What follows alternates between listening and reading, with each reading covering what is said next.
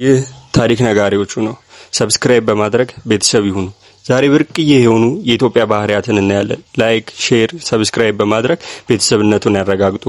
ብርቅዬ ምርቃት። አንተ ለሰራኸው፣ አንተ ላደረከው ካንተ እኩል እንደሰራ ነገር የጎረቤት ልጅ እኩል አሜን ይላል። ምርቃቱስ ብትል እደግ፣ ተመንደግ፣ የጠላ ይውደቅ፣ ያየ ይገልበጥ። አሁን ያየ ለምን ይገልበጥ?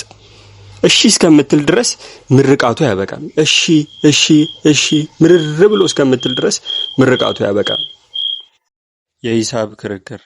ድንገት ታክሲ ላይ ስንገናኝ ረዳቱን ግራ እስከሚገባው ድረስ እንዳትቀበለው እንካ ይሄንን፣ ተው የሱን እንካ ይሄንን፣ ኧረ ተው። ደሞ እኮ አንደኛ የያዘው የደርሶ መልስ ብቻ ነው።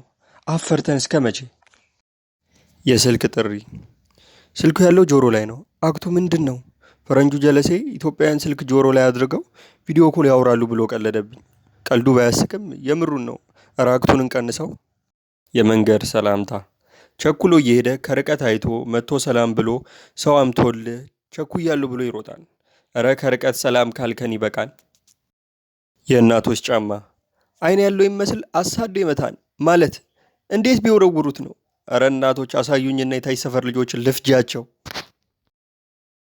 የዛሬው ቪዲዮአችን ይህንን ይመስላል። በቀጣይ በሌላ ቪዲዮ እስከምንገናኝ ሀገራችንን ሰላም ያርግልን። ሼር፣ ላይክ፣ ሰብስክራይብ በማድረግ ቤተሰብነቱን ያረጋግጡ።